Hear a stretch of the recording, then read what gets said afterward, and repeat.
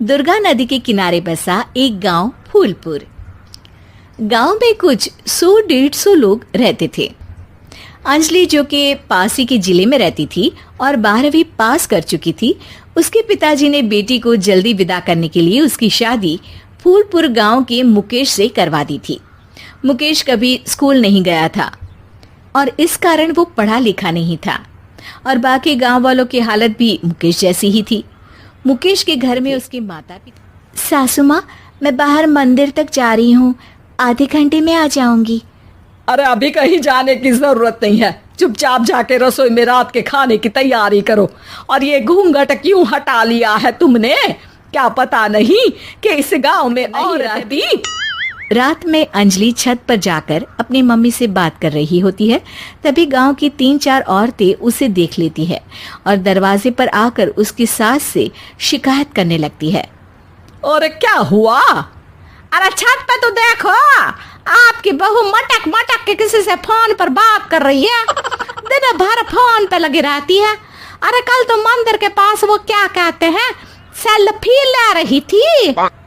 शहर की बहू रखना अच्छा शान की बात है, पर देखना इसके लक्षण से ये तो तुम्हारे परिवार को बदनाम ना कर दे। ये पहली बार नहीं था जब सास की बुराई या शिकायत नहीं की हो। अब तो ये रोज की बात थी। सुन लेती है। जब वो नीचे जाती है तो मुकेश भी वहां आ जाता है। सास कहती है, बेटा, लोग घर आकर शिकायत करने लगे हैं बहू के कामों की। देख लो, पति हो, संयम से रखो इसे। माँ जी, मैं तो अपनी माँ से बात कर रही थी क्योंकि यहाँ कोई बात करने लायक ही नहीं है और अब मैं माँ के पास ही रहूंगी। वहाँ क्या रहना, वहाँ बाहर के लोग तो ठीक है पर घर के लोग भी इज्जत ना दे सके। अरे नहीं नहीं अंजलि, ऐसा नहीं है, धीरे धीरे सब ठीक हो जाएगा, तुम फिक्र ना करो। अरे बस कुछ बोलना ही नहीं है, सर पे चढ़ा रखा है बहू को। सास मुकेश की नरम बात सुन के वहां से मुंह चढ़ाकर चली जाती है। मैं तो कहती हूँ हम दोनों शहर चले जाते हैं। मैं पढ़ी लिखी हूँ, मुझे वहाँ नौकरी भी मिल जाएगी और थोड़े दिनों में आप भी वहाँ कुछ काम ढूंढ लेना। अरे नहीं नहीं अंजलि, हम यहाँ ना गांव का खेत, माँ पिताजी को छोड़कर शहर नहीं जा सकते। माँ पिताजी को कैसा लगेगा और गांव वाले क्या सोचेंगे? ये कहकर मुकेश और अंजलि की गांव वालों द्वारा बुराई का सिलसिला बहुत दिनों तक चलता ही रहता है। लेकिन अंजलि गुस्सा ना दिखाते हुए समझदारी से काम लेती है। बारिश का मौसम, जोरदार बारिश से पूरे गांव में हाहाकार मच जाता है। दुर्गा नदी में बाढ़ आ जाती है और बाढ़ का पानी पूरे गांव की फसल तबाह कर देता है।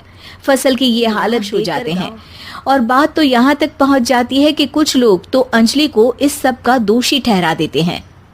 अरे पूरी फसल तबाह हो गई, पता नहीं किसकी नजर लग गई है।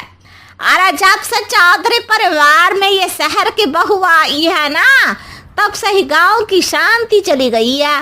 इसके कर्म कांड से माँ दुर्गा नदी भी खुश नहीं है।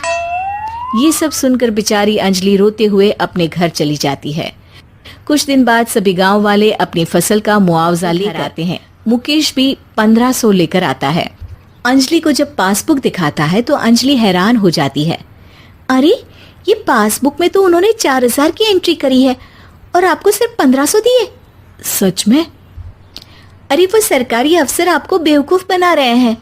सरकार की तरफ से हमें 4000 मिले हैं लेकिन बाकी का सारा पैसा खुद ही खा रहे हैं। आप लोग के अनपढ़ होने का फायदा उठा रहे हैं। ये सब सुनकर मुकेश परेशान हो जाता है लेकिन अंजलि उसे हिम्मत से काम लेने को कहती है और सुबह होते ही मुकेश को पंचायत कार्यालय ले जाती है और साथ में गांव के और लोगों को भी। आप सरकारी बाबू क्या गांव के लोगों को बेवकूफ समझते हैं? आपको क्या लगता है ये पढ़े लिखे नहीं है तो आप कुछ भी मनमानी करेंगे? ये बेचारे दिन रात इतनी मेहनत करते हैं, ये हमारे अन्नदाता हैं और आप इनके साथ ऐसा धोखा करते हैं। अरे क्या बके जा रही है ये लड़की, किस धोखे की बात कर रही है? अपने काज करके हमारा नुकसान करके इसे चैन नहीं मिला क्या? सरपंच जी, इन सरकारी बाबू ने मुझे बेवकूफ बनाया है और मेरे हिस्से के पैसे खुद चट कर गए। बस ये सुनते ही सरपंच वहां से दुम दबाकर भाग जाता है पता चलता है कि जनपद अधिकारियों ने गांव के सरपंच के साथ मिलकर सबके साथ धोखा किया है। सब लोगों का विरोध शुरू हो जाता है और आखिर में अधिकारी सब गांव वालों के पैसे उन्हें लौटा देते हैं और कई दिन तक सरपंच गांव में लौटता ही नहीं। अंजलि, तुम नहीं होती तो हम गांव वालों को तो पता ही नहीं चलता कि ये हमें हर बार बेवकूफ बनाते हैं। हाँ हाँ अंजलि बेटी, हमें माफ कर दो। हम सब तुम्हें बुरा भला कहते रहे, लेकिन तुमने ही आज हमें बेवकूफ बनाने से बचाया है। हमें तुम पर गर्व है बेटी। अब समझ आया कि सरपंच तुमसे नहीं, तुम्हारे पढ़े लिखे होने से नफरत करता था। क्यों ना इस बार हम अंजलि को ही सरपंच पद के लिए चुन ले। क्या पढ़ी लिखी सरपंच। बस पूरा गांव अंजलि के लिए ताली बजाता है और अंजलि की सास उसे खुशी से गले लगा लेती है।